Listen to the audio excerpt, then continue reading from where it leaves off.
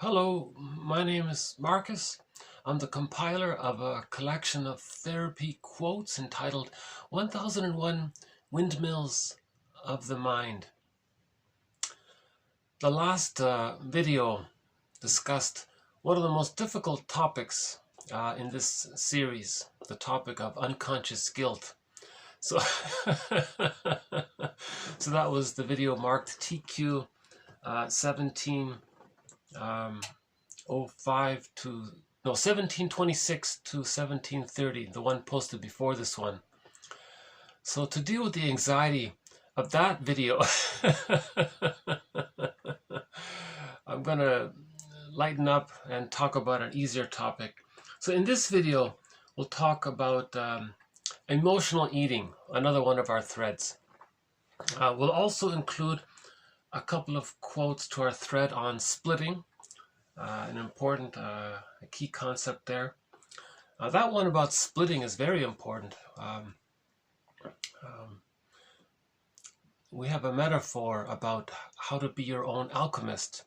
TQ 1554 and TQ 1612 talks about how you can be your own alchemist, where you convert the lead of your emotional pain and find gold from it, out of it. So we'll add two quotes on splitting. And we have one quote that addresses that joke posted earlier, where the line says, your mother knows how to push your buttons because, after all, she sewed them on. Something like that. So we have a quote that addresses this issue. And that's about it. So this will be a lighter video. But that topic of unconscious guilt, we'll follow up with it.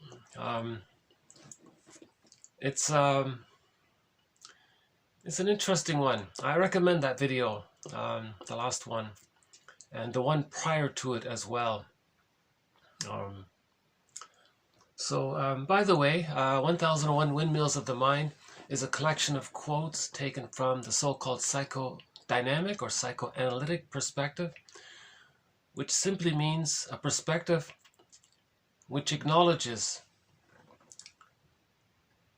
the fact or the opinion or the belief or the theory that our past influences us in the present, and to make that recognition, and how does it influence us, and to what degree is it okay, benign and helpful sometimes, but to what degree is it do we distort reality because of it? And if we're distorting the present so much, then we're missing out on the present. If we're so-called, living in the past, so to speak, meaning we're reliving the past by symbolically seeing it in the present, thinking we might get a better outcome if we can redo it. So that's sort of the positive intention of transferring our past childhood events into the present, and then recreating the scene in our fantasy with others in the present to see if we can get a better outcome. That's sort of the positive intention. It can't be done. It's a secondary delusion. Nobody in the present can be the person's breast mother and redo the feeding experience. Right? So one theory is that if the bottle is being used, the baby's very disappointed. He'll be very upset. If the schedule is being used, so the baby's sense of importance is lost, and then he doesn't have a chance to allow that kind of needed sense of importance to dissipate on its own. If it's prematurely lost, he's going to frantically try to compensate and recreate it somehow. The theory is that the child needs love, right, to let go of his primary narcissism. Every baby has what's called primary narcissism in the beginning, where he thinks it's all about him. Everything's there to serve him, and he's right. Humans come out of the womb too early, and in the extended womb, or the social womb, or the stage of social symbiosis, it's meant to be that case, that everything is there for him. The baby's not meant to have gratitude and give and serve. He's supposed to receive love first. If he receives the love, he feels developed, and it becomes a part of him, and it becomes a part of who he is. Then he can be his natural self. So the natural self is where the person ends up with, I'm okay and others are okay. If he's unloved, he ends up with some kind of distortion of that, some aberration, where he falsely believes that he's not okay, and he falsely believes that others are not okay. Things like that. I won't go over the whole thread on Margaret Mahler's theory about the psychological birth. So we have a thread in this series about the psychological birth, as explained by Mahler. She says that that when the baby's born, that the psychological birth of the infant doesn't automatically appear with the biological birth. That there's this process up until the age of 3 that the baby goes through. And at the stage of social symbiosis, practicing rapprochement, and so on. Now, if the child doesn't really go through that, the theory is they don't achieve a psychological birth. Meaning they don't have access to... A psychological birth means a person has access to the real self, part of them. And the real self, part of the person, a person gets that when they feel ontological security, a sense of self, a sense of basic trust. They have what's called the holding interject, or the internalized good object. Then they feel safe enough to know themselves. They're connected to themselves. And when they have that self-connection, they feel comfortable enough to know that they're unique, and take delight in that, and to express that, right? So the real self, part of the self, allows the person to know what they like, what's unique about them, what's their gift and contribution, what are their unique skills and things. The real self, part of the self, allows them to maintain the I'm okay, you're okay. Right? In natural development, it's I'm okay, you're okay. And the real self, part of the self, applies that in relationships. So there's mutuality in relationships, and the marriages become like fine wine. The real self, part of the self, allows the person to know their feelings, so they can make I statements. And if the couple makes I statements, their marriages develop. Okay? The real self, part of the self, allows the person a wide range of affect. So if a person needs to mourn losses later on, the real self, part of the self, will allow the person to have the necessary emotions to mourn the loss. Okay, so in grief, the person needs to feel sad, and see, if they can't feel sad, they're going to be in manic denial. That can lead to complicated grief, right? So the real self, part of the self, will allow the person the necessary emotions, hurt and sad and anger, and that confusion around it all, and to feel and to accept it, So the real self, part of the self, allows the person to mourn losses. If a person doesn't mourn losses, that can lead to complicated grief, aggravated grief, right? Chronic sorrow. That can lead to a nervous breakdown. That can lead to pathological nostalgia, melancholia. Melancholy is a defense against mourning, right? A person can't mourn, they're stuck in melancholia. That can lead to the symptoms of PTSD because the stress is prolonged, it's chronic. So developmental prolonged stress over a long period of time, the person ends up with the same symptoms as a situational trauma, right? So they can end up with the symptoms of PTSD by it. Yeah? It's just sort of spread out over time. It's PTSD, but it's trauma, but it's just spread out over time, and then it kicks in, and then they get the symptoms of PTSD after a certain point of prolonged chronic stress. That can lead to, as one person said, to becoming a curmudgeon late in life. Miserly, bitter, stingy. They're not an elder, they're not loving and generative and care for others, and they're still in battle with the mother. Right? The mother didn't give them love. Remember, the baby needs the love to be able to have the sense of inner strength, to be able to mourn the loss. Yes, that's why a person might become a curmudgeon, because they never got the love to mourn the loss, so they're angry about that. So every little thing is annoying for them or something. The real self, part of the self, allows the person aliveness of affect. You see, if we have a quote coming up, I feel, therefore I am. Like, what does he say? Hold on a sec. He says that having feelings, when they don't overwhelm you, if a feeling overwhelms you, then you're into fight or flight mode. You're into stress mode. Then you're into all this adrenaline and cortisol. That's not feeling. That's the physiological reaction to not being able to handle your emotions. You end up in the fight. The amygdala, right, overwhelms. But generally speaking, if you can feel your emotions, he says it here, a strong affect that is not overwhelming brings with it an experience of self. Right? So the real self, part of the self, allows the person a wide range of affect, the fullness of affect. See, I think when he says strong affect, he means like a fullness, a full, strong affect. You can feel it. And that's a feeling of yourself. You're alive. You feel your inner embodiment. You're connected to yourself. Right? We all know, we've all heard this many times, if there's trauma, the baby the body and the mind kind of disconnect from each other.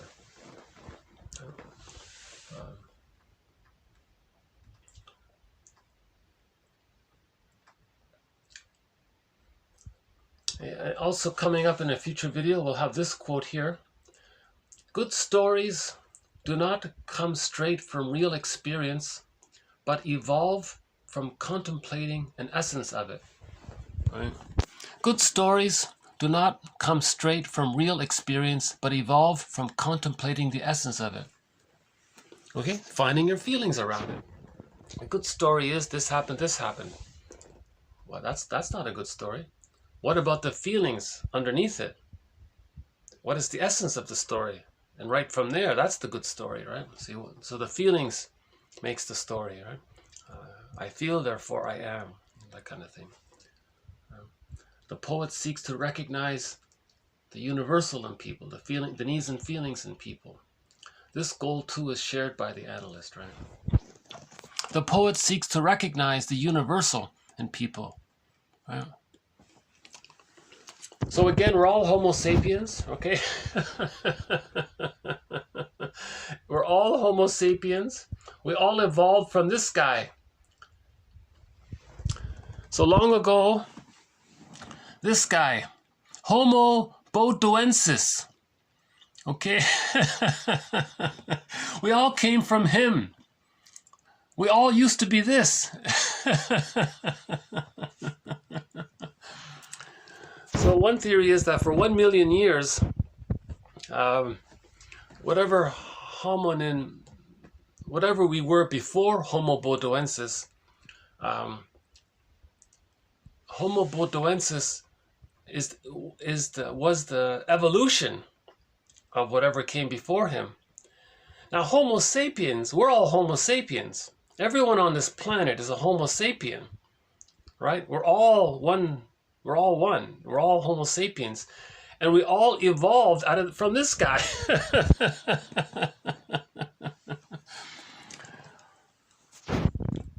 So this is one theory about the missing link. So you can see he looks a lot like us, but he doesn't have language. He doesn't have the neocortex. And he might not even have the insula. I think that's the part that helps the person register for the person that sense of self, that sense of I, you know. But maybe he does have it. We don't know. So this is an approximation. Artist rendering. Right? Artist rendering of Homo bodoensis. Okay? So we all evolved from this guy. So we're all Homo sapiens. So what we all have in common, that's the universal, right? So the poet and the therapist is looking for that commonality, right? Number one, we all come out of the womb too early. We all need an extended womb. This extended womb, Mahler says, is 4 to 5 months, or the range seems to be 3 to 7 months. The baby needs to still think that he's in the womb. Now he may cognitively recognize the mother as being a little separate and there's a relationship there. But in terms of his feelings and his needs, his psychic, his invisible fusion, like his sense of in the invisible realm, he's still fused with the mother. So the theory is the baby in the womb thinks it's all about him. In the extended womb, it's still all about him. Even though he may register the mother as being outside partially, he still thinks it's all about him. That's the primary narcissism. At the age of 18 months, with enough love, he feels safe enough to let go of the narcissism. It drops out naturally. In natural, normal development, the narcissism drops out. Yeah. And then at the age of 18 months, the child is very curious about everything. Because he has himself, he has his I, the insula. Right? INSULA, I think it is. It's the part of the brain that lets the person register a feeling for themselves that they are a person and that others are a person in their own right, meaning I'm okay, you're okay. We're both Homo sapiens. We both feel and respect and love and appreciate and have gratitude and love around. That's love. Love comes from the insula, maybe. Maybe Homo bodoensis, maybe they all got along, but they were around for 1 million years, right? Maybe they had the insula. I would think, yeah, maybe they had the insula because they got along for a million years, but they didn't have language. So maybe they did things in a very friendly way. Maybe they were all very friendly towards each other. Right?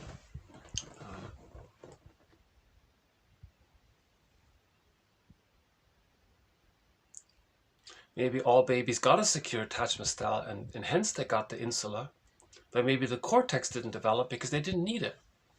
Maybe at some point humans developed the cortex and language because they felt they needed it. So to survive, the brain adapted. Then a new species came along 150,000 years ago called Homo sapiens. So we're all from that. We're all Homo sapiens. So one universal commonality is that we all come out of the womb too early, right? And we need this extended womb. So one universal, it seems to be, if a baby doesn't get his extended womb needs, if he doesn't get that feeling, the psychological egg, right? If he doesn't feel safe during the first 5 months, he may end up with a pattern called the hostile provocative attachment style, where he's angry trying to create a symbiosis. The baby would rather have a negative bond with the mother than no bond. So the bully pattern is they're trying to create a negative bond with someone else. So they want to force some lackey to be their substitute mother. But it can't be done. But they don't care. They would rather have a negative symbiosis with somebody than no connection. Right?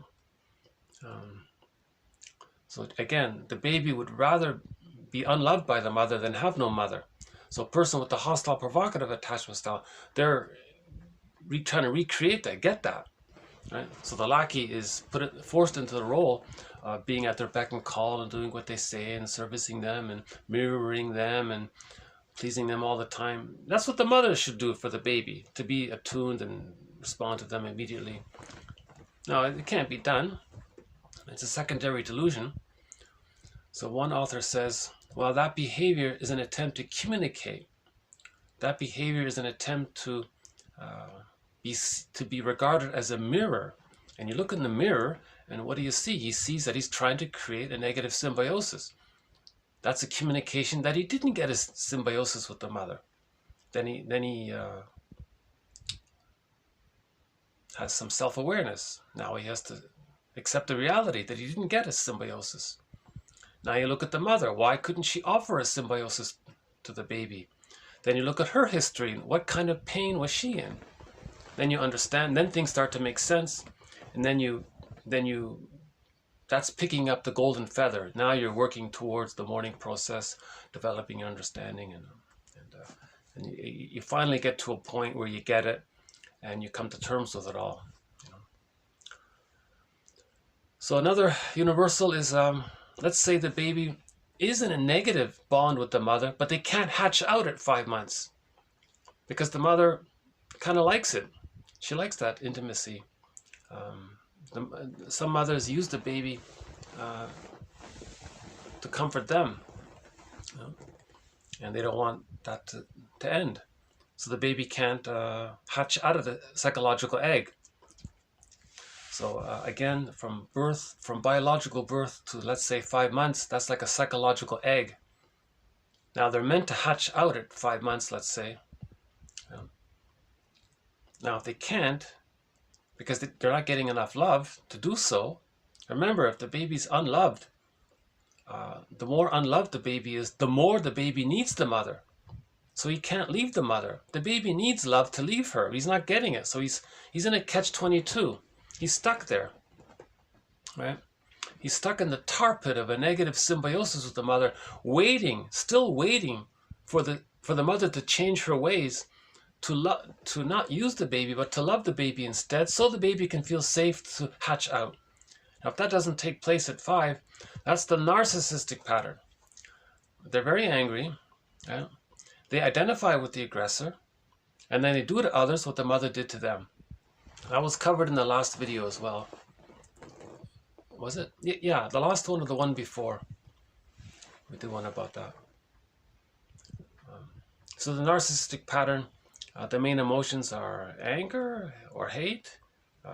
They're greedy, they're envious or grenvy, and they're spiteful, they're vindictive. Love and gratitude haven't entered the psychological picture. When was the last time you heard a person with a narcissistic pattern express gratitude or loving concern? It doesn't exist. See, they're angry. Their humor is very negative, biting, sarcastic, put down humor, shaming humor, humiliation humor, or they watch others perform that kind of humor and they enjoy it vicariously. That's called a closet narcissistic pattern. You know.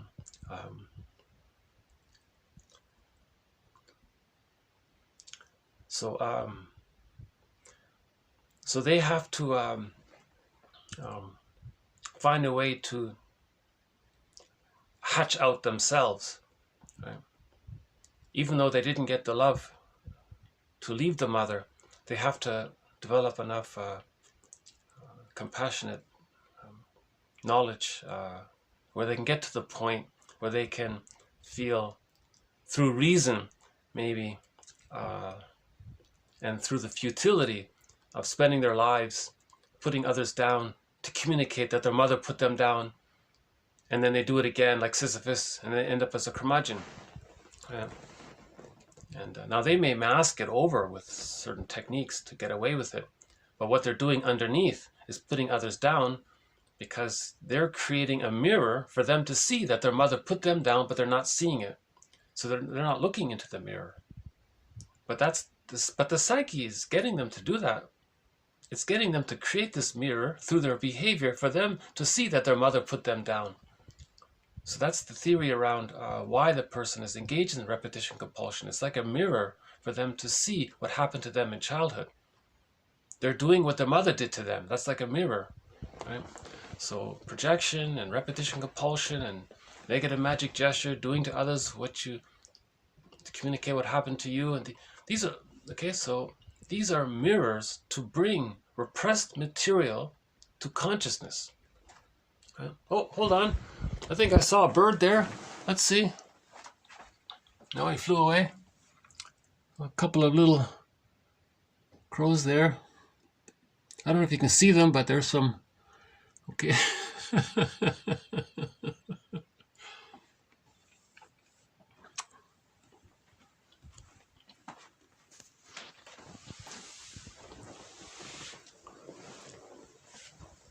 Yeah, it's about.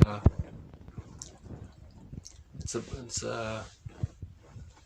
according to the computer, it's 0 degrees, but it feels like -11. They say here. Anyway. So that's maybe one of the theoretical possibilities of what might be one of the universals, that the baby needs to be seen and held and accepted and loved for him to feel safe enough for him to be himself. If he doesn't get that, he's either going to be hostile and provocative. So in that case, his main MO is power and control. His philosophy is just survival, because the baby felt existential fear constantly if he wasn't bonded to the mother. So his philosophy in later life has got to be power and control, because if they have power and control, then they forced a negative response, a negative connection with someone. They feel a little safer. Again, the baby would rather have a negative connection based on fear and hate than no connection. So that's why they think life is about power and control. That's the babyhood attitude of when they didn't get their when they didn't get their symbiotic needs met. They didn't even enter into the psychological egg, or they were prematurely ejected out of the symbiotic egg. They're supposed to hatch out according to nature's schedule and nature's way. Nature says, the universal of nature is the baby hatches out somewhere between 3 and 7 months.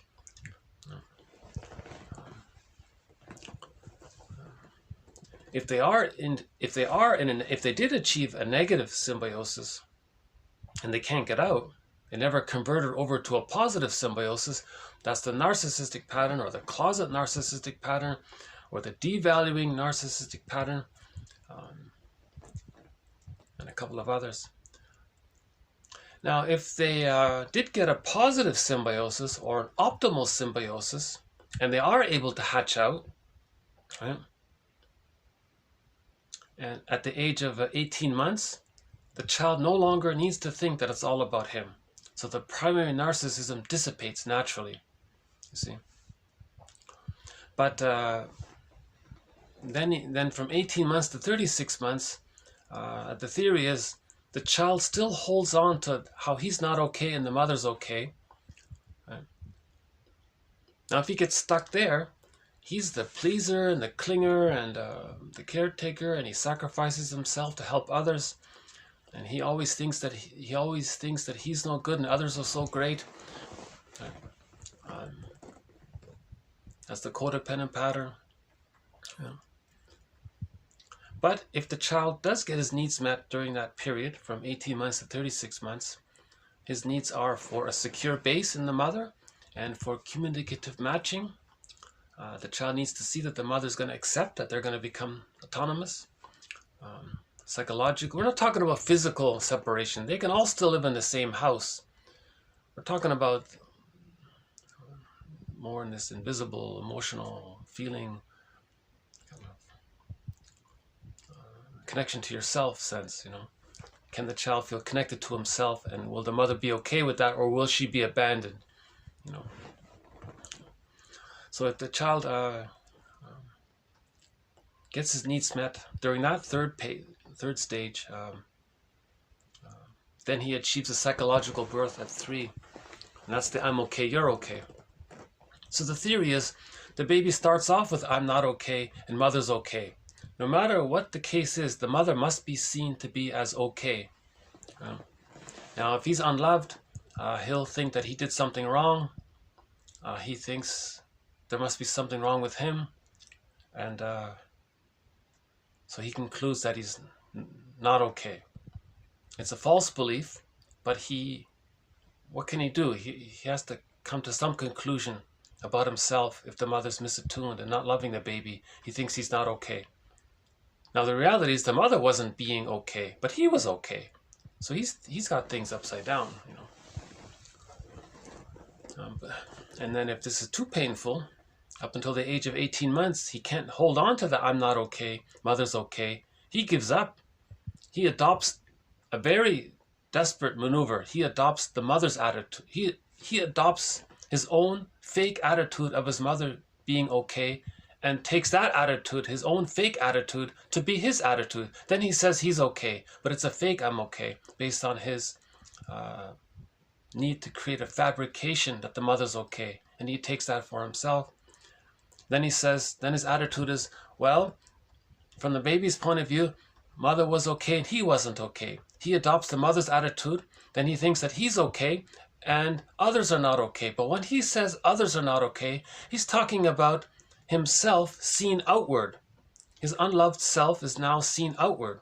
Okay, when something's repressed, it's projected and seen outward. So that's a narcissistic pattern. That I'm okay, you're not okay. That's not an admirable achievement. That's a more severe aberration of trauma. Right? Ironically, that I'm not okay, you're okay is healthier. Because if you think you're not okay and others are okay, you're closer to the I'm okay, you're okay. But if you've got the I'm okay, you're not okay, that's a very tight Gordian knot in the labyrinth of the guilt complex. So about the guilt complex, the last video was about that. But there is an approach to heal that covered by Masterson. So what are some of these other, so there's universals. We have dozens of defense mechanisms: the moral defense, splitting, identification with the aggressor, projection, projective identification, reaction formation, rationalizations, emotional eating, which we'll do in this video. So maybe these are some of the universals he's talking about, right? So the poet, what did he say here? The poet seeks to recognize, okay, the universals in people. Okay, so that's the same thing that the therapist does. Okay, how does the baby respond to trauma? That's a universal. What mental gymnastics does the baby adopt? How is he the wise baby or the drama of the gifted child? How is he a little genius to figure out a way to survive when he's being unloved?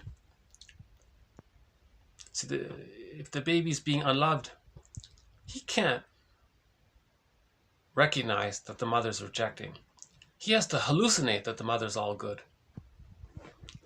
That's a maneuver of the mind, and we'll cover that one in splitting.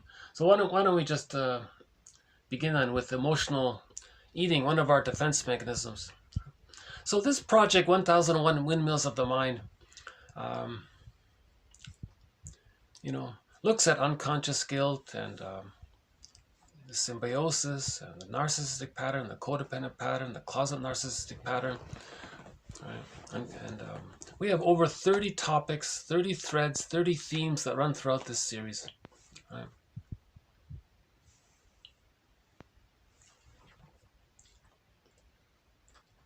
Okay, emotional eating is certainly one that I can relate to. So let's begin here. Okay, emotional eating. So, by the way, we're talking about emotional eating means you're eating not because you're physically hungry. Okay, you're eating to squelch, to trick your brain to send you serotonin, to think you're safe when in reality you're being reminded of how you felt unsafe. Okay, again, emotional eating. Food makes you think you're safe. When the brain feels safe, when the mammalian brain feels safe, it sends the person serotonin, and you're not ignoring, and you're ignoring why you're engaged in emotional eating. You just jump for the cookies. But jumping for the cookies, okay, that means you're communicating what you can't put words to. that act is through your behavior, you're trying to communicate something that you don't have words for, right? Emotional eating is an expression of unconscious conflict. It communicates what the client has experienced but cannot express. Okay, that's key there, right? Emotional eating communicates what the person has experienced but cannot express. Okay? Its repetitive quality, okay, both results in and evidences a sense of developmental failure, an insecure attachment style, of having been improperly loved. Okay, so emotional eating, okay, a symptom, reveals and conceals. It reveals and conceals. So emotional eating reveals that when the person was a baby, they felt scared. Mother was on the phone, the baby thought he was going to be abandoned. He felt terrified. And it conceals that knowledge through the act of eating.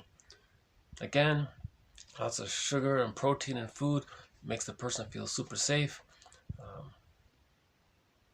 That kind of thing. So the best self-help book, in my opinion, is by Roger Gould, called Shrink Yourself. He talks about emotional eating from a psychoanalytic perspective. And I guess the next best book might be The Owl is a Baker's Daughter by Miriam Woodman. I think those two.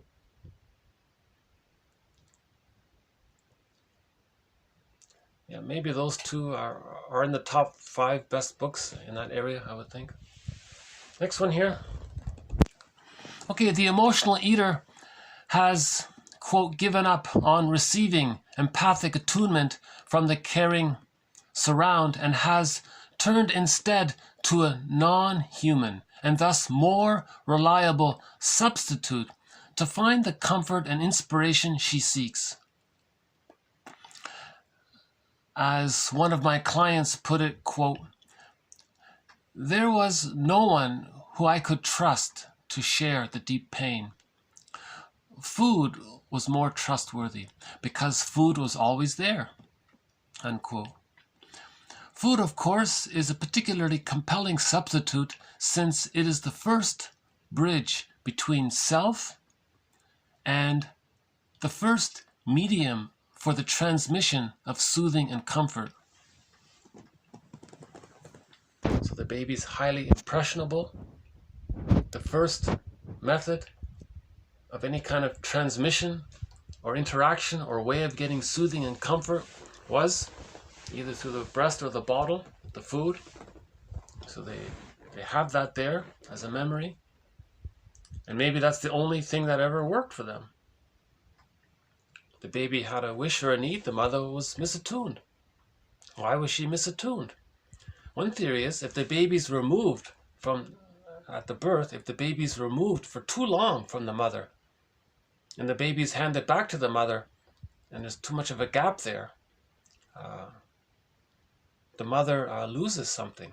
She might lose, or there's an increased chance of her losing her ability to get in touch with her maternal libidinal availability, becomes unavailable to her to offer to the child. So that means she's not attuned to the child. Her maternal instinct is damaged by that. To get her maternal instinct, she needs the bond at the birth. Ideally, the ideal situation, so exceptions aside and emergencies aside, the baby's handed to the mother in one direct motion at that time. Because at that time, the mother's body produces lots of hormones to help the body and to help the mother herself to form a continuity of the womb life for the baby. And that helps the mother to be an extended womb for the baby. The mother is an extended womb for the baby. From the baby's point of view, the mother's just this extended womb. And all of these hormones, when the baby bonds very securely by it to the mother, that helps the mother to offer herself up in full attunement to the baby's needs. So the mother is able to be an extended womb. So first the mother is there to be an extended womb.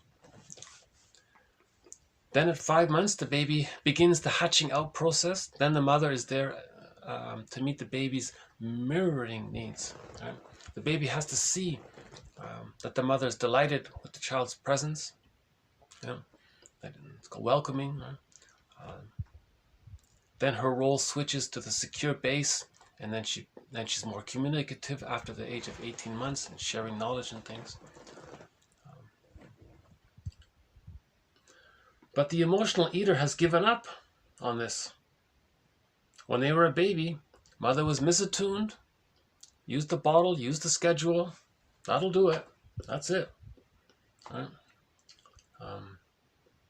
So the baby thinks, what has he got? The only source of soothing and comfort, even though it's a trick of the brain, even though it's a synthetic way of doing it, was the food. That's the only thing that he got. You know.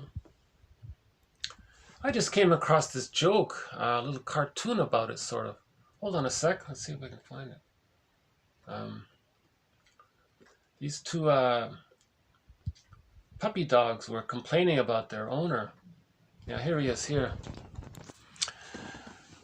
One dog says, yes, they are crazy, okay, but they can open the fridge. Okay, so that's all they got was the food, right? So these dogs didn't get loved by their parents, by the owners, pardon me, right? But they can open the fridge. So that's similar. So that's an analogy for how the baby might think. Well, the mother has fed me, she cooked me spaghetti, but in every other way, she shamed me, humiliated me, put me down, interrupted me constantly, didn't let me say how I... So the child could never express his feelings. He was betrayed. Right? The only source of comfort around it was the food.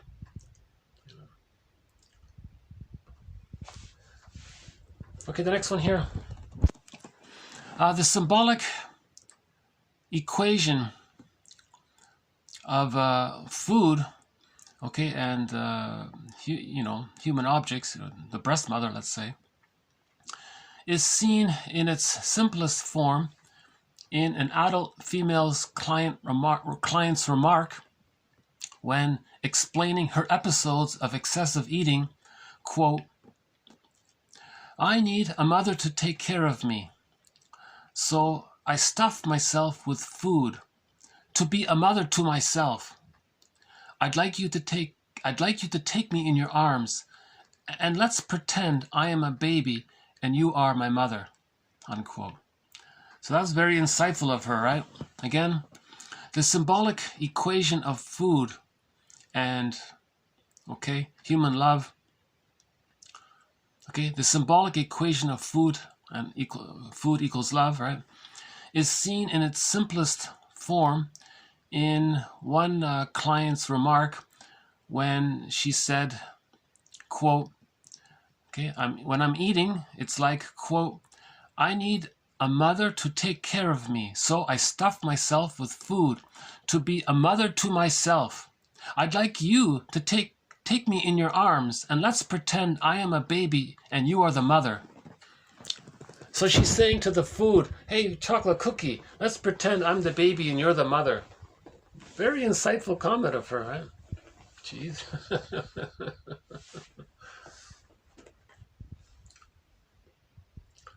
Okay, look at the next one here. Okay, it seems to me that emotional eaters suffer from a disorder of recognition of desire.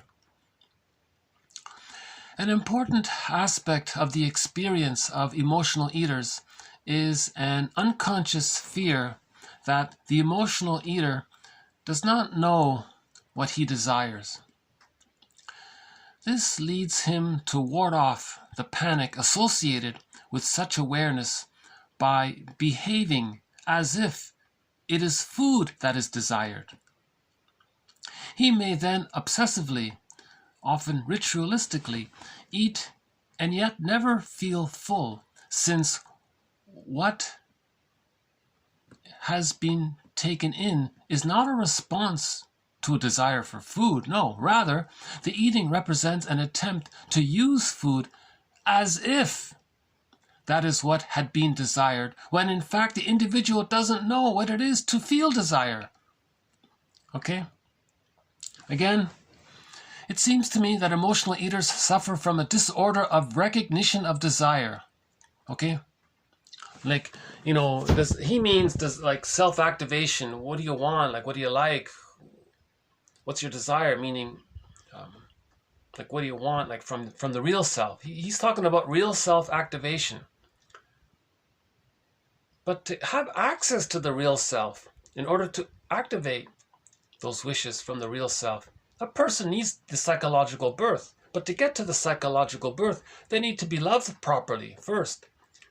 But they didn't get any of that. So they're confused about what they desire and what they want, right? So there's a problem around this issue of what they want and desire.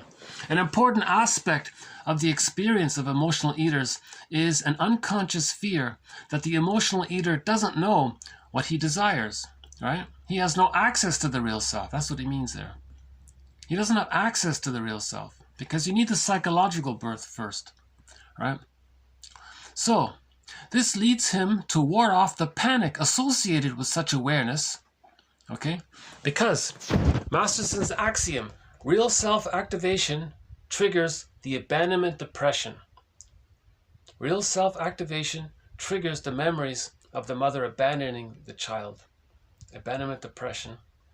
And then the person adopts some defense mechanism to deal with that anxiety, right? Okay, so he behaves, so what he does as a defense mechanism, he behaves as if food is desired. So he just makes up some lie to himself. Now what I want is food. That's a defense mechanism because he doesn't know what he desires. To know what he truly desires brings up immense anxiety. So as a defense against that immense anxiety, he just lies to himself and says, oh, I desire this food, this certain food. That's not what he really desires. That's a defense emotional eating is a defense mechanism. So here it is right here. This point right here. This is what it means when we say emotional eating is a defense mechanism. Now he may obsessively or even ritualistically eat and yet never feel satisfied, since what has been taken in is not a response to a desire for food. See, these people don't even know physical hunger. Emotional eaters don't even know what it means to feel physical hunger. They're confused around it. It's very rare for them to have the sense, oh, I think I'm physically hungry. They only feel emotionally hungry. Right? Okay. The emotional eating represents an attempt to use food as if that is what had been desired. Okay, it's a pretend. It's a defense mechanism, right? When in fact the individual doesn't even know what it is to feel desire. He doesn't even know what it means to feel real self-interest and activation. He doesn't know what his hobbies are, his interests are. He doesn't know if he likes this certain thing or that certain thing. Not as a defense mechanism, but as a part of his real self. Because he doesn't have access to the real self. The real self is in the bag. The golden ball's in the bag. The firebird's in the bag. Even knowledge about which defense mechanisms we're using, it's in the bag. The pathway to reach the psychological birth is in the bag. So much of who we are gets put into this unconscious. The bag means the unconscious. And we drag this bag with us all of our lives, trying to re-own what we put in the bag. Okay? So the psychoanalytic perspective is about re-owning what we lost. Okay? So reclaiming and re-owning the things that we put in the bag. So the baby's a genius to put so much in the bag and to carry it. So he's keeping some contact with it. Now the metaphor of this bag is that it's a stranger within, because it's us, but we don't know him. So it's a stranger within. It's the one who walks with us, who's not like us, but who is us. Someone's living my life and I know nothing about him. It's the second self, the secret self, the skeleton self, this unknown self, this shadow soul, or the alter ego, or the double in literature, and other metaphors for it. That's not a bad quote from Ogden. Ogden has provided a lot of good quotes in this collection. He's done it. So we have some very good quotes from Ogden and Laughlin and Solani and Bromberg. Right? I think I've plucked out many of the best quotes from the best analytic writers.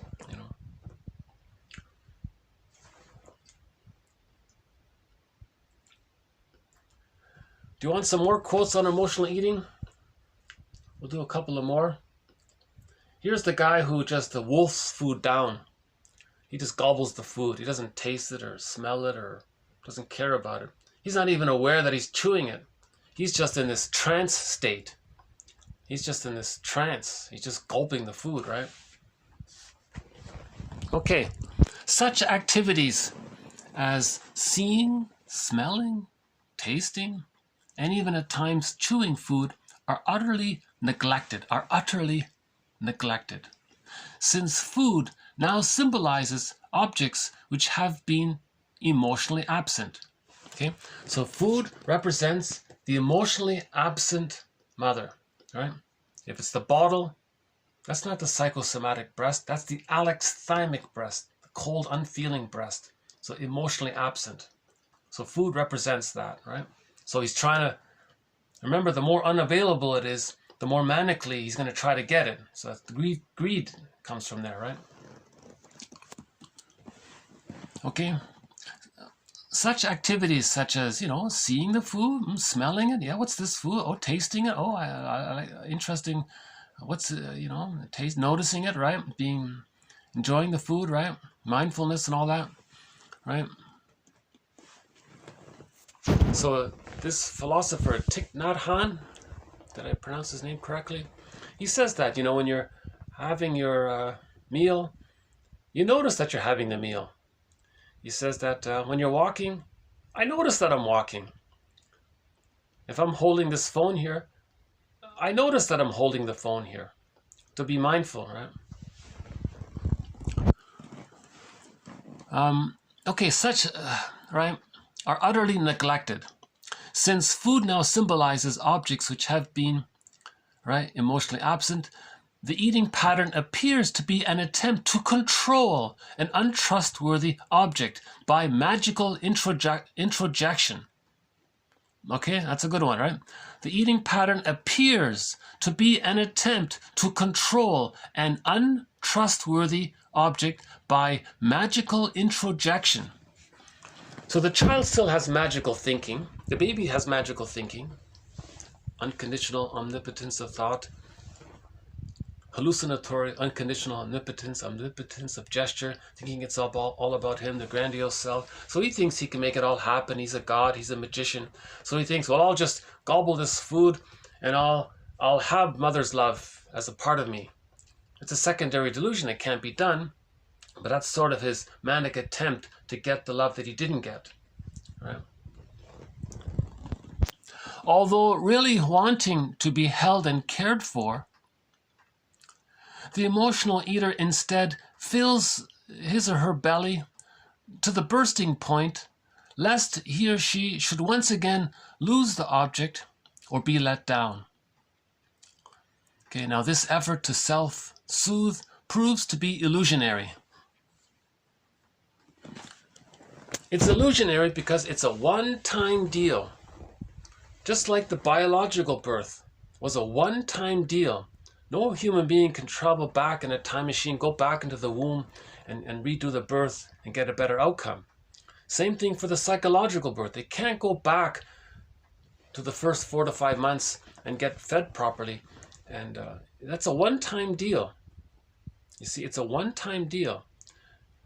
Just like the metaphorical hatching out of the biological egg for the biological birth. Okay. In the extended womb, that's called the psychological egg. It's the same thing. It's a one-time deal.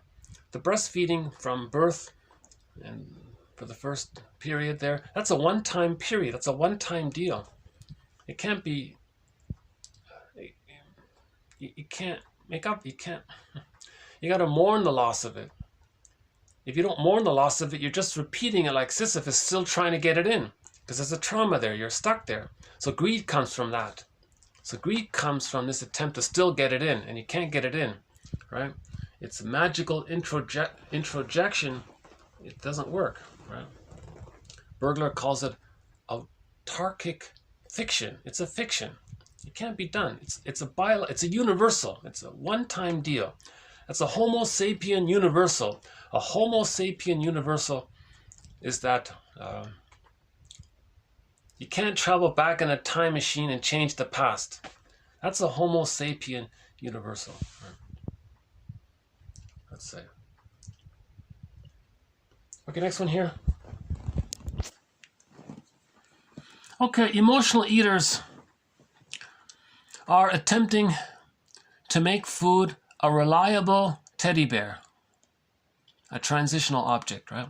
Emotional eaters are attempting to make food a reliable transitional object as a way to undo the mother's frightening unreliability. Again, emotional eaters are attempting to make food a reliable transitional object as a way to undo the mother's frightening unreliability, right? Mother's frightening unreliability. Remember, the baby has no concept of the passage of time. When the mother's on the phone and the baby's hungry, he thinks he's in immense terror. That's called persecutory anxiety. The baby thinks maybe the mother's going to abandon him and he's going to die. He doesn't understand that maybe 5 seconds later, when mother's off the phone, she'll come. He doesn't have that concept. The baby doesn't have a concept of the time. Remember, in the unconscious, there's no time, right? Right? A person has a dream, that's the unconscious world. Things flip around and swap places. There's no concept of time. Something from the past can blend with something in the present, and it can switch places. Even place, it's different in the unconscious, right? So we live in two worlds, right? Okay. So that's why mother's frightening unreliability, right? The baby feels the mother was frighteningly unreliable. Now, two features of transitional objects are important to this contention. Okay, so teddy bears, right? So two features about teddy bears are important to this idea. Number one, the transitional object, okay, the teddy bear, the food, whatever it is, right, provides the sensory experience of the mother. That is warmth, softness, and smell. You see? So that teddy bear, it's warm, soft, maybe it has a nice smell or something, right? So the food has that. So the food is warm, soft, and has the smell. Anything that's warm, soft, and has a good smell might be considered for the baby or for the person as a transitional object, right?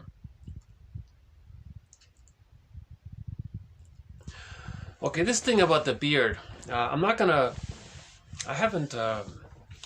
somebody listed over a dozen or maybe 20 reasons why a guy likes to have a beard. So there are many reasons. I won't go over them, but one of them, at the very end there as a footnote, he said maybe in some small percentage of cases, maybe very minor, maybe it's the exception, I don't know, he didn't know, the person grew a beard for this purpose, to have the teddy bear. The beard was a transitional object. That was his theory. Again, nobody's saying all men with a beard are walking around with a teddy bear under their chin. Nobody's saying that. He's saying that there are dozens of reasons why a man might grow a beard. And he speculates, wonders, big question mark, maybe, as a side comment, he wonders, is it possible, theoretically, that might be one of the reasons in that list? Okay. Now, others can read that list. There's a whole variety of reasons. But I'm just reminded of that, about that idea. Because the beard, right, it would be It's hair, it's warm, it's soft. Maybe if you use a good shampoo, maybe it smells. Maybe he unconsciously thinks he's comforted by the presence of this teddy bear, and he has this teddy bear with him all the time, right?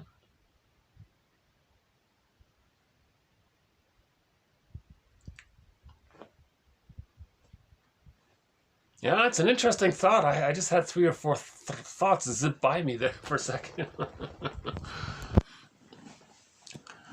Okay, number 2 about teddy bears or transitional objects. It is a sensory experience. You know, I just watched a little debate there about cigarettes. She said that the cigarette serves as a sensory experience. She was arguing for she said she likes decaf. She said she loved it when they invented decaf. She liked coffee, but she didn't want the caffeine, but she likes the coffee. Like with non-alcoholic beer, they like the beer, but they don't want the alcohol, but they like the sensory associations and the benefits. She said, what about cigarettes? Can you do that? Can you do it with them? That was her question there. And she interviewed one tobacco farmer, and he said, it's possible, you could do it. You could create a cigarette and take out the nicotine. Okay? And you could still, and she said, and would you still have the sensory experience, she said. That caught my attention. If you want to see that interview, if you look up, what's her name again? Sonia Friedman. There's an interview with her. She's interviewing some people around this issue of smoking. That idea came up to mind. So it's a sensory experience, right? So maybe the cigarette was a teddy bear, right? Like emotional eating is a teddy bear, right? So it is a sensory experience the person can provide herself whenever she needs it. Okay? Emotional eating points to the past. Roger Gould there, from that book, Shrink Yourself.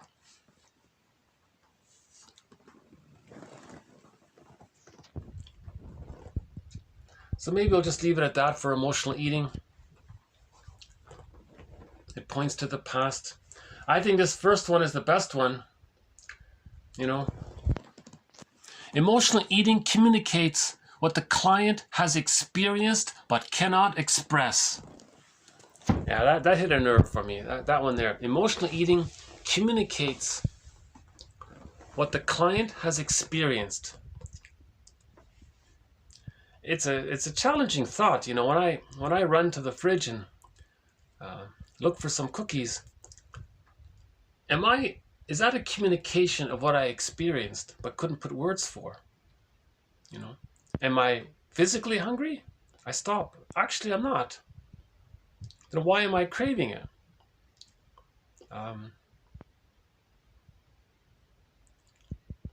Then you ask yourself about dopamine and all that, but and so what? So what if there are neural networks laid down in the brain that the sugar can quickly trigger the serotonin? So what? That's no reason to eat the cookies if you're not physically hungry. Yeah. It can just be part of a celebratory treat thing, or it could be part of a meal, let's say, or or emergencies, I guess, emotional emergencies or something. But why is every hour an emotional emergency? You know, something like that. One thing that I found personally helpful. I don't know if I should mention this, but I saw somebody on YouTube give a lecture about if you want to help in this area around emotional eating. He says follow a very traditional, ancient eating tradition. Who knows? Maybe Homo bodoensis. How did they eat? I don't know. What was their eating habit? They lived for 1,000,000 years, right? We're them. We evolved from them. Now, we evolved from them because maybe they lived in a healthy way, right? So how did they eat? Anyways, I don't know about that, but he said that Homo sapiens originally, for a long time, followed what he believed to be the natural rhythm of humans. The natural rhythm of humans is that the body wants to take in food from, he said, I think from around noon to 7 or 8 p.m., let's say. Let's say from noon. Yeah, he said don't eat at night. He said don't eat at night. Okay, this is just an I don't have the details, but approximately, he says you can eat lunch and maybe a light dinner. Your main meal is lunch at noon or 1 or whatever, and then you might have something light at dinner. So that's the rhythm for the body, is to take in the food between noon and 6, let's say. Now, from 6 p.m. till I think 4 in the morning, okay, so you don't eat at night, he says. So from 6 p.m. to 4, that's when the body is metastasizing, or working with the food, digesting, not digesting, the body is in the process of plucking out what's nutritious, using what's good for the body, the body's in the process of using the food for the person. Now, from 4 a.m. To lunchtime, that's when the body is trying to eliminate what isn't useful, the waste, right? So he says you don't eat in the morning because your body is trying to eliminate. Why would you take in when you're going against your body's rhythm? And I tried that. I experimented with it. I skipped breakfast. I think, oh my God, I think he's right. I think it's true. I don't want to eat in the morning. I'll have a drink, let's say, a coffee or a drink or a tea or just some light drink maybe. And I tell myself, I'll watch the clock. Okay, it's noon. All right, I'll eat now. Fine. Just to help me get into that rhythm. And I find some improvement for it. Yeah. So that's using the inspiration that maybe that's the case. Maybe humans have this cycle, this 3-part cycle. Right? And this metaphor, again, it's a metaphor, is that in a factory, you put in the raw materials, then it creates the product, and then the waste, what the machines don't need anymore, don't use, it eliminates. The human is like that. It's like a machine, and as an analogy, the human is like that. You put in the ingredients, you eat from noon to 6. Okay, you're making the products from those ingredients for the body from 6 p.m. to 4 a.m. And then from 4 a.m. to noon, it's the waste goes out, and you follow that rhythm. And it's an interesting metaphor of the machine. You put in the ingredients, you create the product, and then there's this waste. And humans are like that, he says. If I'm not mistaken, he said that machines model the human anatomy. Machines kind of model humans or something. I don't know about it. The speaker wasn't a medical doctor or anything like that, but it got me curious a little bit.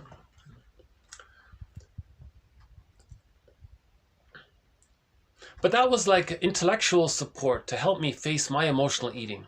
Right? Now I don't crave in the morning. I feel supported by that knowledge, and I'm more in touch with the rhythm of myself a little bit better than I was before. Right? And at night, I try not to eat too much at night. I just keep it to the minimum. From noon, fine, I'll have a lunch, and then Maybe I might nibble during the afternoon and maybe have a light dinner. And just something to think about. I'm not a nutritionist. I'm not an expert, so keep that in mind. Disclaimer there. I'll pass along my disclaimer once again. I'm not a therapist. I'm not a professor. I'm not a nutrition expert. None of these things. I'm just a compiler. I'm just an ordinary guy. Okay.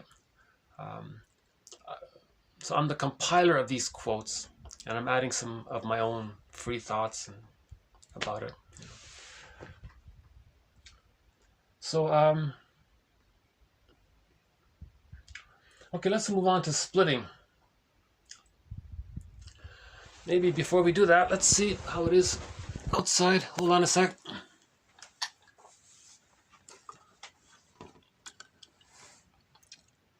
You know, it doesn't look too cold, but they say it's -11 right now.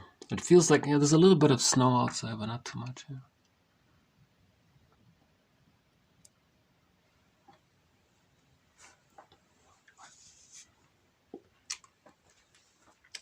Why don't I take the art books? I think whenever I need like a little break, I just, when I did these videos outdoors in the summer, if I wanted a break, I just turn the camera around and let you see a seagull. But but with this indoor venue, I don't have many distractions. So maybe I'll just before we do the splitting one, because that's an emotionally taxing topic, why don't we look at some of the art here? Let's see. Does it show here okay? Let's see. Does it show up okay? Is it showing up okay? Let's see.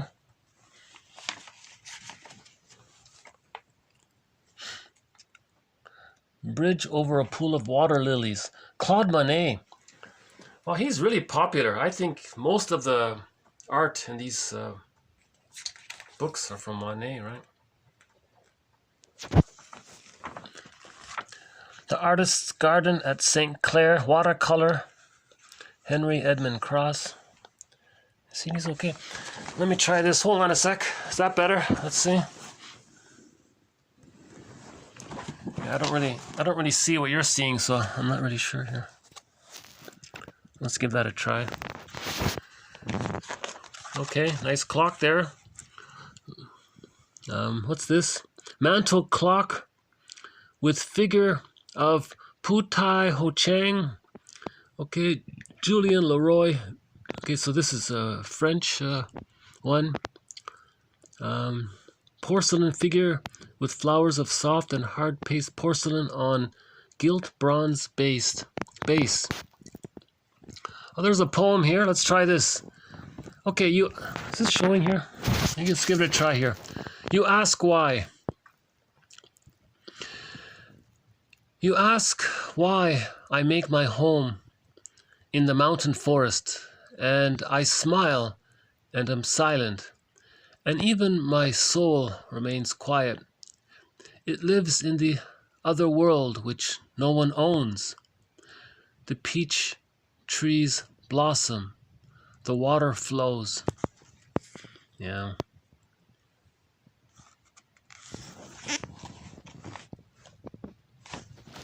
Okay. Bouquets, what's this one here? Bouquets, one flower at a time, please, however small the face. One flower at a time, please, however small the face, okay? Two flowers are one flower. Too many a distraction, okay? Three flowers in a vase begin to be a little noisy. Really? Oh. Like cocktail conversation, everybody talking. A crowd of flowers is a crowd of flatterers. Forgive me. One flower at a time. I want to hear what it is saying. Okay. He likes one. Oh, I like this one, yeah. Yeah, I love this one. This is called Wild Geese Flying Down Across the Moon. Yeah.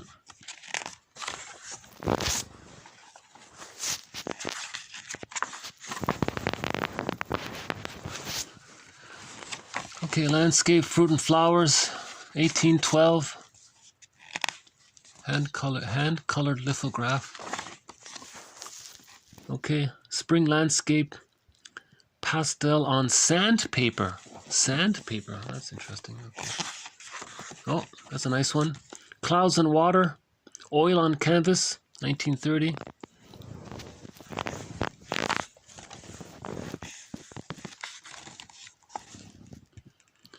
Dandelion, seed balls and trees.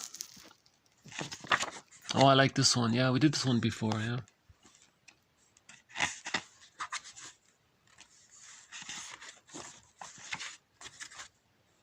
Olive trees. Yeah, unicorn. Summer, oh, that's nice. Oh, I like the stamps, yeah. Sunspots.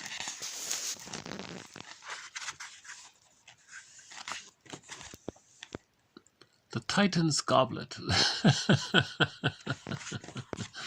You see, any kind of story, like in mythology, if there's any story about a giant, that's in reference to the baby's perspective of the mother. The mother is the giantess in the nursery, right? That's why there's a kind of uncanny interest in something about giants. You know, we're talking about the parents.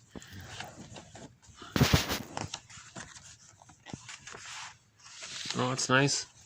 The concourse of the birds. Yeah.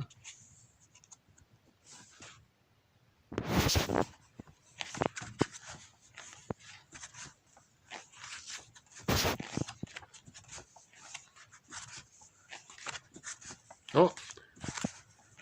Gotta.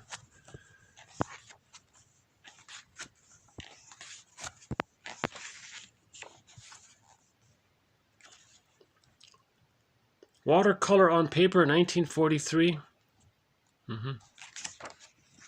Beach scene, 1865. Oh, that's good.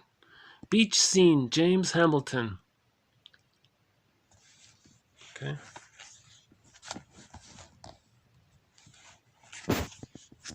Oh, autumn ivy, hanging scroll, color and ink on paper.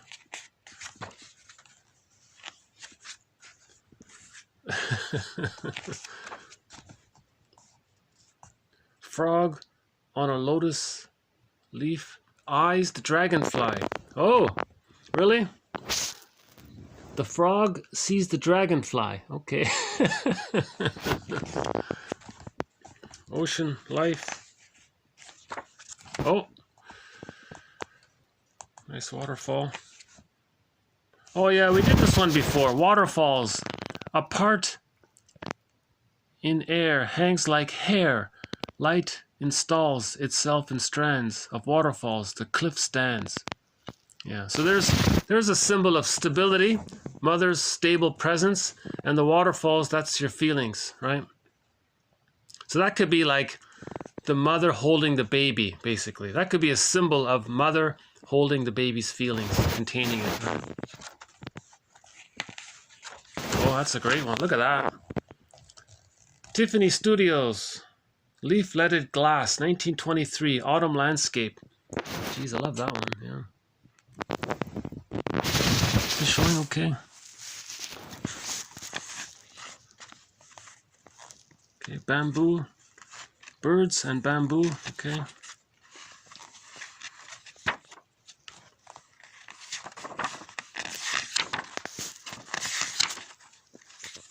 Oh, Call of the Moose.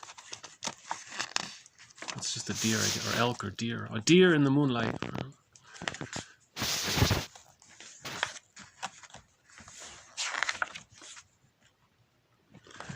Winter in Union Square. What's this? Hold on. Okay, 1890. Oh, that's nice.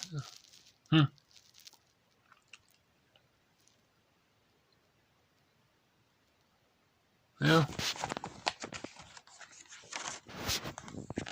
Oh yeah, we did this one, right? Before. So we covered these ones before. Oh, another winter one here.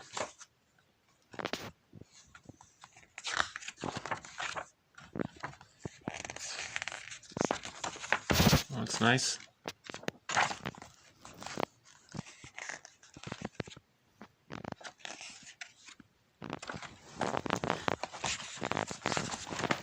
we try the other side here?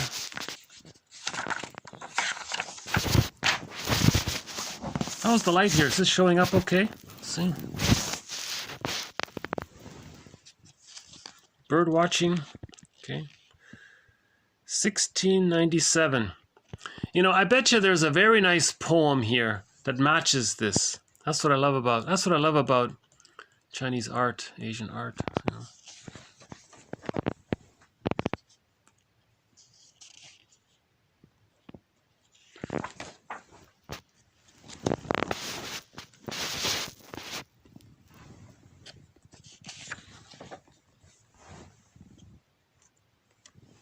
Oh, I missed that one. What was that? Persian garden. Yeah. Oh, Canada geese. Yeah, it's nice. Wild geese. In one of our videos, we saw the Canada geese fly above, just above me there in the summer.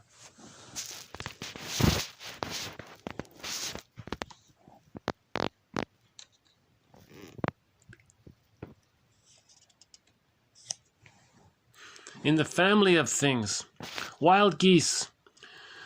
You do not have to be good. You don't have to walk on your knees for 100 miles through the desert repenting. You only have to let the soft animal of your body love what it loves. Oh, geez, yeah, great. You only have to let... So that's, she's saying, be in touch with your feelings, in other words, right? Tell me about despair, yours, and I'll tell you mine. Meanwhile, the world goes on. Meanwhile, the sun and the clear pebbles of the rain are moving across landscapes, over the prairies and the deep trees, mountains and rivers. Meanwhile, the wild geese, high in the clean blue air, are heading home again. Whoever you are, no matter how lonely, the world offers itself to your imagination, calls to you like wild geese, harsh and exciting, over and over, announcing your place in the family of things. So that's why Mary Oliver is a famous poet. Still showing here. That's a good little poem there, right? That last part there. Okay. Whoever you are, no matter how lonely, the world offers. Again, whoever you are, okay? So we're all Homo sapiens, right? So no matter which Homo so no matter what your name is, no matter where you're living, whoever you are, no matter how lonely you might be feeling, the world offers itself to your imagination, calls to you like the wild geese, harsh and exciting, over and over, announcing your place in the family of things. That's a great, okay, that's a good little one. She's comparing, if you look at the geese and you enjoy the scenery and how they're flying and over the meadows and they're going home, if you just enjoy, take that as a reminder, right? That your imagination connects you to everything, right? That your imagination of this connects you to everything, right? Again, let's do that again. So you don't have to be perfect. You don't have to walk on your knees for 100 miles through the desert repenting. Okay, so there's that unconscious guilt. So regarding that first point, check out the last video about that, right? Unconscious guilt, the best thing to do about it is to realize that the baby is good, and but he created the false belief that he's no good when the mother didn't meet his needs. So that's a mistake. That's the unconscious guilt. So just to recognize that, that's a big help. You don't have to do all of these other things, right? You don't have to punish yourself, in other words. So the child felt punished already. Why are you punishing yourself even further, kind of thing, right? So you don't have to punish yourself, she says here. All you have to do is let the soft animal of your body love what it loves. Okay, so get in touch with your feelings. Tell me about your feelings, and I'll tell you about my feelings. Meanwhile, the world goes on. Okay, meanwhile, the sun and the clear pebbles of the rain are moving across the landscapes, over the prairies and the deep trees, the mountains and the rivers, the geese, high in the clean blue air. Okay, that's quite an image, right? The wild geese, high in the clean blue air, are heading home. Whoever you are, no matter how lonely, the world offers itself to your imagination, calls you like the wild geese. Okay? Harsh and exciting. Over and over, announcing your place in the family of things. So that's a great poem there, right? All right.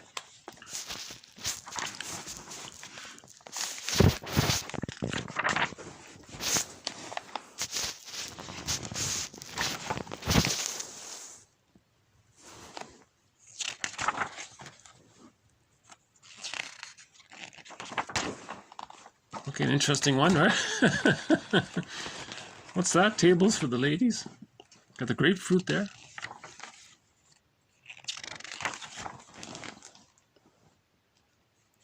Frozen river. Piano. Some flowers, nice flowers. More winter, lots of winter in here, eh? Yeah. Snowbound. Okay. Van Gogh. More winter. Yeah. More winter. Oh, lots of winter in here. Eh? I didn't notice that before. That's nice. Yeah, there's that one.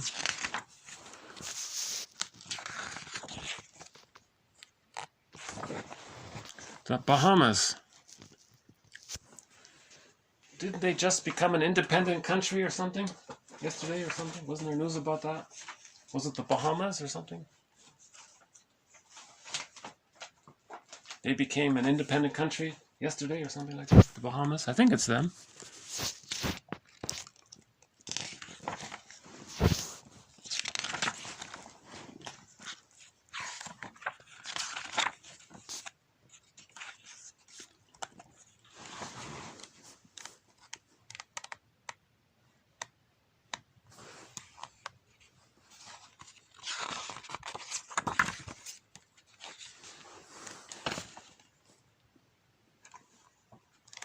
Okay, well,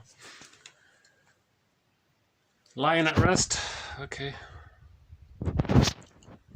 Well, okay, I guess that's my break then. That's a nice little book, huh? This one here. It's called Art and Nature, an illustrated anthology of nature poetry. Okay. That's a good one. Another one here is Art and Wonder. Same outfit. The other one is called Art and Love. Art and Love, Art and Wonder. And this is Art and Nature. Art and Nature, Art and Wonder, and Art and Love. Yeah, okay.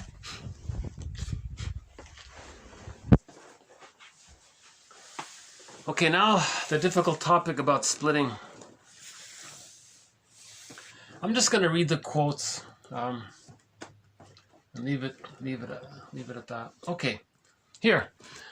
The baby, psychologically, emotionally, and inward representationally, psychically, quote, splits their concept of their mother. This is called the splitting defense, or the splitting defense mechanism, because it is necessary for a baby to feel that the mother who is taking care of him is fully loving and has no connection whatever to the mother who, quote, hurts him by making him wait. The anxiety arising from the thought that the nurturing mother and the frustrating mother are one and the same would rob the infant of the security that he needs in order to feed safely. So how does the baby feed safely? He's got to hallucinate that the mother's good. That's the only way he can feed safe. He can't feed if he's so terrified. So he's got to take in the food. How does he do it if it's being done in a refusing cold in the bottle, in the schedule? The baby doesn't want to eat, but he has to eat. How does he manage this? So that's called the splitting defense. So good breast, bad breast. He only thinks, his only concept of the mother is that she's good. That's how he can feed. He can't feed if he's so terrified. Even if the mother is terrifying, he deludes himself into thinking, he's like a little psychosis. He deludes himself into thinking the mother's loving, even though she's frightening. So the baby is a genius that way. So his metaphor is, he calls it the as-if mechanism. Right? It is necessary for the baby to feel that the mother who is taking care of him is fully loving and this experience has no connection to the mother who's rejecting him. Because the anxiety arising from the thought that the loving mother and the frustrating mother are one and the same would rob the infant of the security he needs in order to feed safely. The baby can't handle the ambivalence that sometimes the breast mother is loving and feeding properly and sometimes the mother is rejecting. The baby can't manage all this. The baby doesn't know, is the mother hurting me and I'm supposed to feed? He can't feed if he's so terrified. Right? So he creates this concept of two mothers, and he rejects the idea that the bad mother is his mother. He creates two mothers. Now Solani's metaphor is that in later life, if this didn't get resolved, in their unconscious fantasy world, it's as if there's two different people in there, goddess and demon, and they're two different people. But the goddess and demon represent the experiences that the baby had with the mother. When the mother did feed properly, that's the goddess. When the mother was rejecting, that's the demon.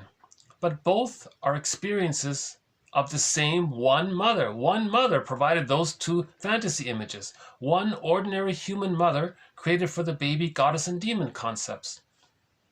So that's how the baby managed it, by creating these goddess and demon concepts, and they're separated. They're apart from each other. Right? So the goal of therapy is to heal this splitting defense mechanism if it's still being used. Because if it's still being used, that leads to prejudice. The person's going to project the frightening witch figure unconsciously in their unconscious fantasies. They're going to think others are so dangerous and threatening and so bad. Because the baby couldn't heal the splits. The baby didn't reach the developmental achievement of bringing the split images of the mother to achieve the natural, normal, healthy, normal, functional, realistic, honest, factual reality. The mother is one person. The mother is one person. That's the reality. But the person is operating, but prejudice is operating from the emotionality that mother's two different people. That's why prejudice is so unrealistic and so distorting and so on. Okay, we'll do one more here. Okay, the emotional complexity of loving and hating the same object. See, the baby can't do it, right? The baby can't love the mother and hate the mother at the same time. It's one or the other. That's the baby. Anytime someone has these ideas, all this or all that, us, them, X or Y, things are fanatically extreme and split like that. That's usually a reflection of the template that the baby experienced, and he's stuck there. The mother has to be all good. If the mother's not on the phone, she's a witch. She's all bad. It's terrifying.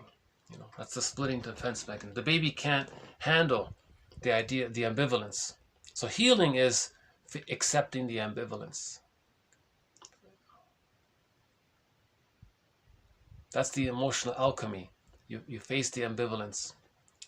You first recognize the truth that the mother was more frustrating than loving. Then you got to separate from her. Now you're kind of at a distance. Now you see the two sides. Woodman says you want to hold the tension of the opposites, the two sides, bring them together to form some concept of oneness, holding the two. Then the concept of the mother is like a pillow. It's human. The mother is human. She has a pillow. Humans use pillows.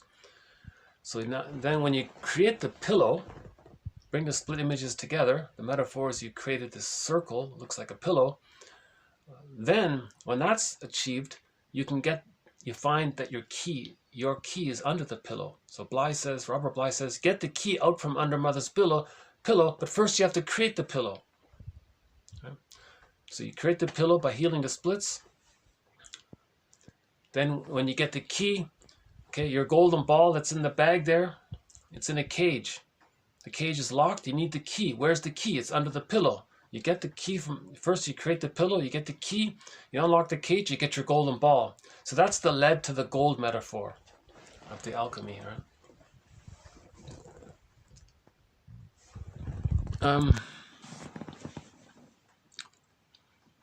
Okay, the emotional complexity of loving and hating the same object. Okay, that's the ambivalence that the baby can't do. The baby can't handle ambivalence. It's got to be all good or all bad. The baby's mind is too small. He can't think in a complex way. The baby way of thinking, it's all good or all bad. That's the baby way of thinking, right? Temporarily. It is simply too much for the baby to deal with this ambivalence emotionally, right?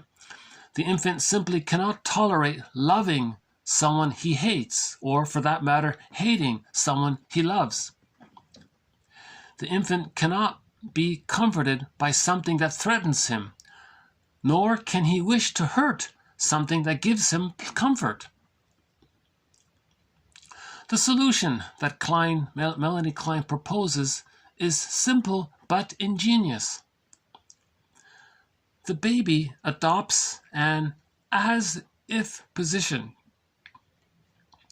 The baby simply adopts the stance, quote, I know that the breast is one, but I will deal with it emotionally as if it were two. I will function as if there were a good breast and a bad breast that are different and unrelated to each other. Like two separate people, right? Goddess and demon. I will function like there's a goddess and a demon, good breast and bad breast. Now the good breast I can love and worship unambivalently. Okay, so there's the religion, right? You worship. It is pure nurturance, wonderful God, right? Pure nurturance and comfort. And I have nothing to fear from it, God, right? The good breast. Now the bad breast is the opposite. It's scary, it's different, I don't know what it is, right? It's not, now this bad breast, it's not connected to my mother. There's no relation to the bad breast to the good breast. So the baby splits the reality. See? So I think these quotes sort of help to try to help articulate or explain this theory about splitting, one of our threads in this series. I'm not sure how to fully explain it myself. I'm still learning about it myself. Imagine somebody engaged in the religious activity of praying to the God. How can they pray to a wonderful, good God if at the same time they think it's frightening? They're scared, so they can't pray to the God. So likewise, the baby has to think that when he's feeding that the mother's all good. So religion is a continuation of the splitting defense. Religion promotes prejudice, by the way. It promotes repression. It promotes unconsciousness. So we have a thread in this series about the psychology of religion. I won't go into it here. But the defense mechanisms of the moral defense, splitting, identification with the aggressor, reaction formation, rationalization, these are all linked to the thread on the psychology of religion.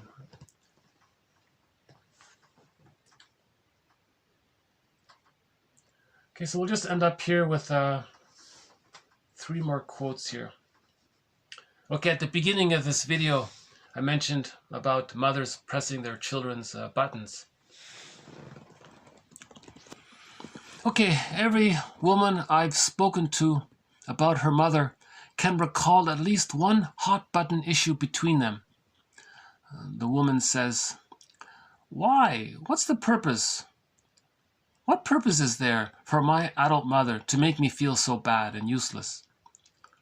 Now this question provides a clue. The mother, pressing her adult daughter's buttons, is assured that her daughter is still her child. And by doing this, the mother gets to deny that she's getting older. So that was one theory about why a person might be 40 years old, they visit their parents, and the parents still push their buttons. Why would they do that? Maybe the parents want to maintain that memory that the adult children are still like children, and therefore the parents, they're replaying something from long ago as a defense mechanism, as their defense mechanism of not wanting to think that they're getting older.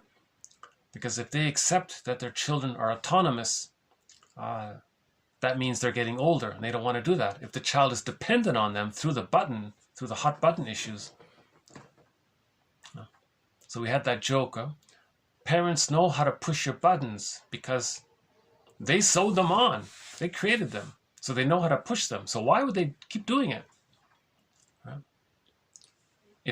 So her theory is that they do it because they want to keep that thought that the child is still dependent on them, that the child isn't autonomous, because if the child is psychologically autonomous, that means they're getting older. If the adult child is an autonomous adult, what does that make them? So that's one theory around it. We have other theories around it, but that's just one of them. Okay, the only way to heal old wounds, is to get a sense of your mother's story and at least notice the pain she is feeling.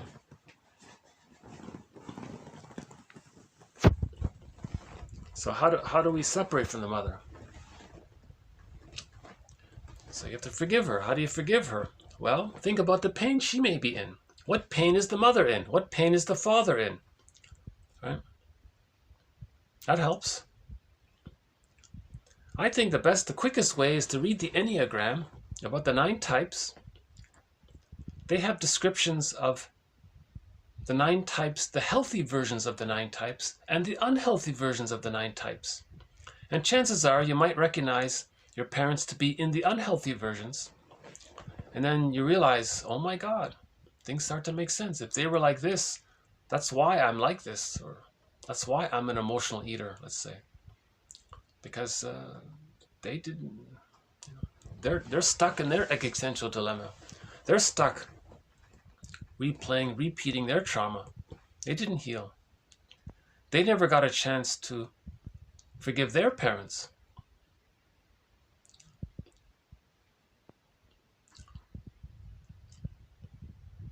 I think this is a very helpful quote.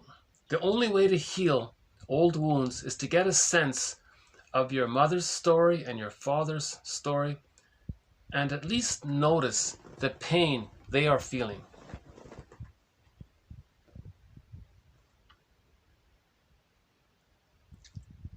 Right. Okay, the last one here. Okay, therapy aims at liberating clients from the distorting influence of early experiences and from the errors of their convictions. See, the error of their convictions. So that's the last video about unconscious guilt. The error is the baby thought the breast was an extension of him. The mother refused him, but the baby thought that he refused himself. So in later life, he creates situations where he's disappointed because he's trying to master that trauma. That's an error. The baby's not wrong. The baby's not bad, but he feels bad. That's the error of thinking. Everyone, natural, normal development for Homo sapiens is I'm okay, you're okay. Everything else is an aberration. Right? Everything else is a sign of trauma. Man's main task is to heal themselves. Right?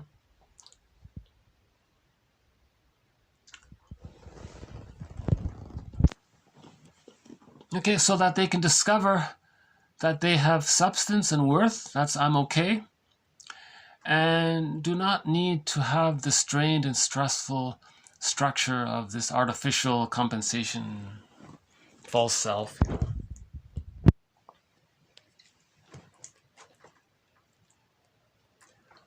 Yeah, so that's a bit about emotional eating. I hope these quotes can help anyone to become more mindful about this topic of emotional eating. They can pause and, Roger Gould in that book, he has a list there what's about the difference between physical hunger and emotional hunger. Emotional hunger has this impulsive quality, this now quality. You run to the fridge. That's emotional hunger.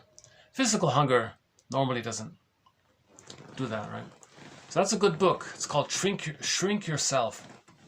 Okay? Emotional eating on the couch, is it? Something like that. I forgot the tagline. The book is called Shrink Yourself by Roger Gould, Gould. I don't have his app. Apparently he created some kind of app around it. I haven't tried it, but yeah, maybe I'm resistant. Why don't I try the app? Maybe I should try it. Okay, I'm just thinking about what song to close up with here. Hold on a sec. We've played some good music in this. Collection here. Let's see what can we play here. Delirium. We haven't played Delirium in a long time. Should we play some Delirium? It's a band called Delirium.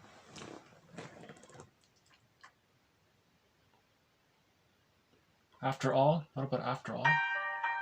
Oh, here's a song called After All by the band Delirium. She knows the voices in her mind. They tell her to leave.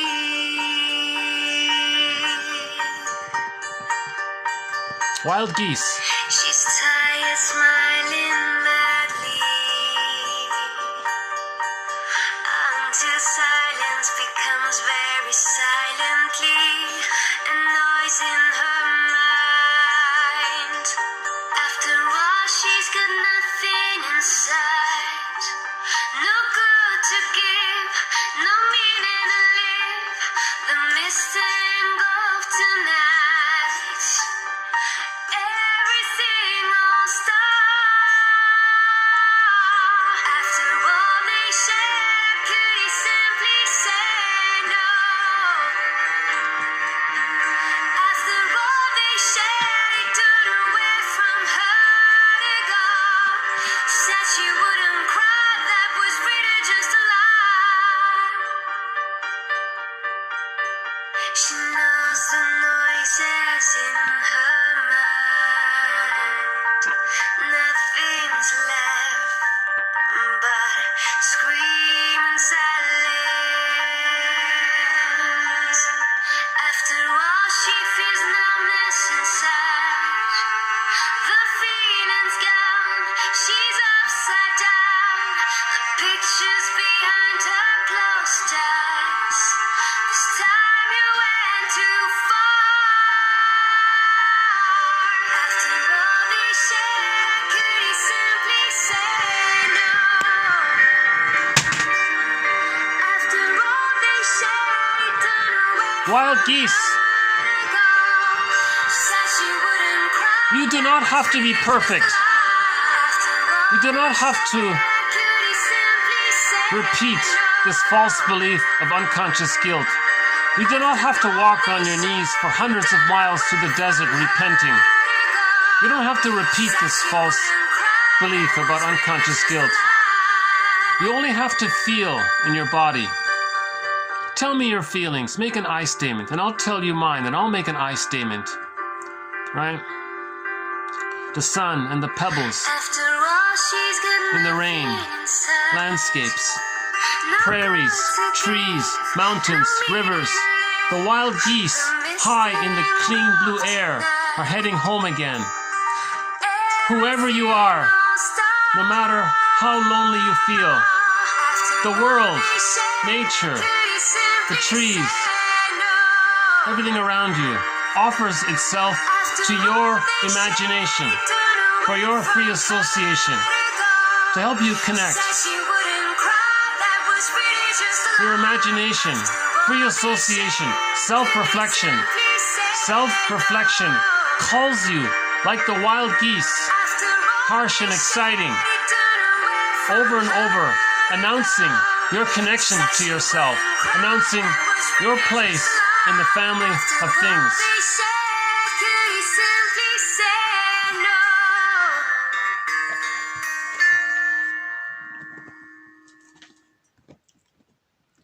Okay.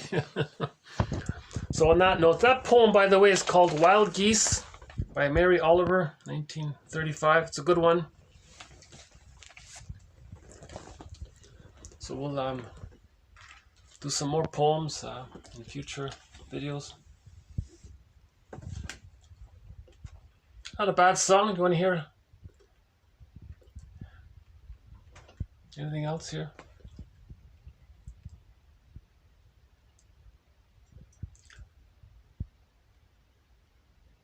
Oh, here's an upbeat song. I think I did play it once in the core collection. One about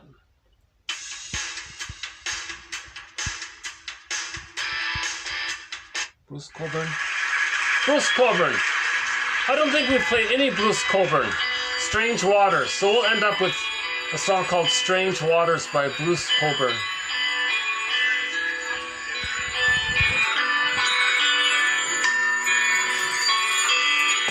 Wild Geese.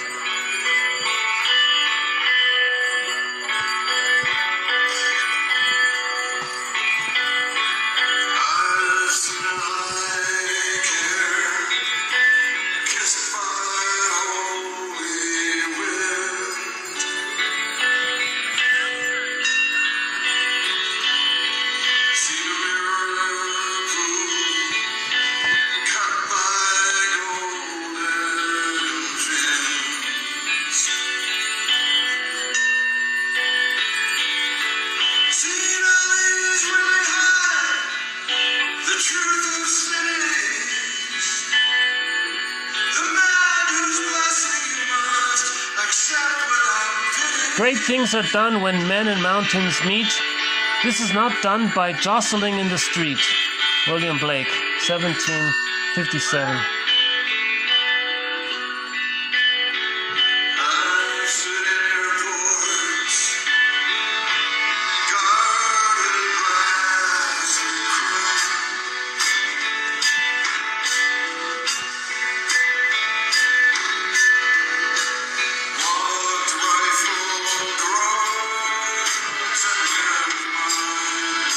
At the Seaside, 1892, oil on canvas.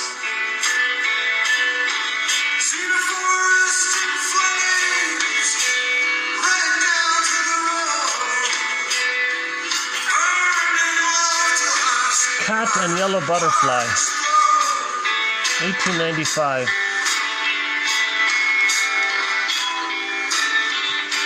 Can you see the cat there?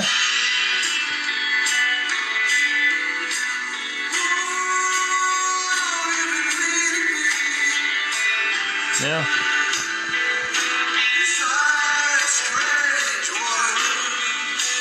Okay, Van Gogh.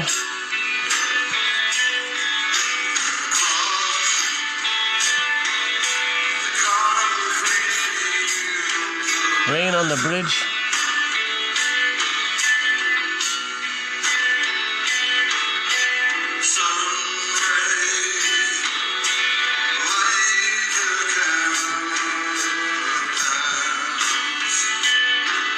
Picasso here.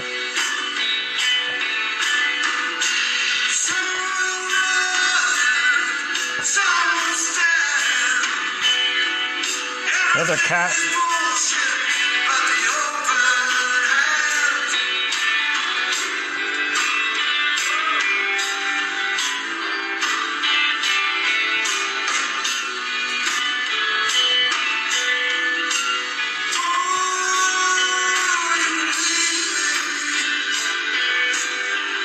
Oil beneath a lotus flower.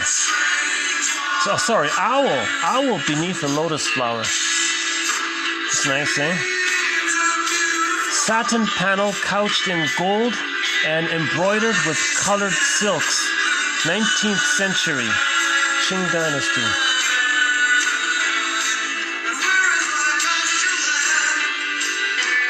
Never seen owls. That's a nice one, eh? That's a nice one, eh? I can't see. Maybe they're twins? What do you think? Are they twins?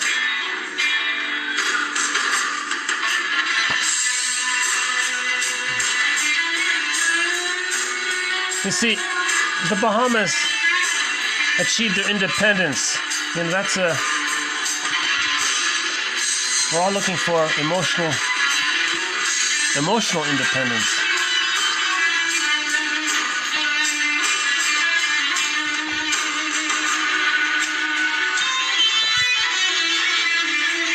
Lots of Van Gogh here. What's this? Snowbound. 1894. Eric Daglish. That's one big rabbit, eh? Oh.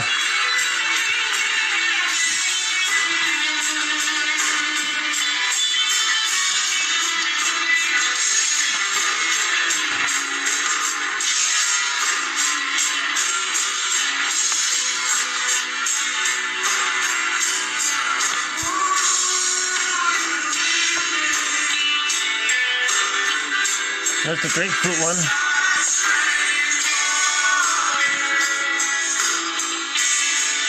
What's that? Some kind of a festival. Kite festival, I think. Green Sea. Oil on canvas, 1954. Oh, there it is there. Wild geese. Whoever you are, no matter how lonely, the world offers itself to your free association, to your self-reflection, the world to your journal. Your journal calls you like the wild geese, harsh and exciting. So your journal, getting in touch with your feelings, it's harsh and exciting. Over and over, announcing your place to yourself and in the family of things.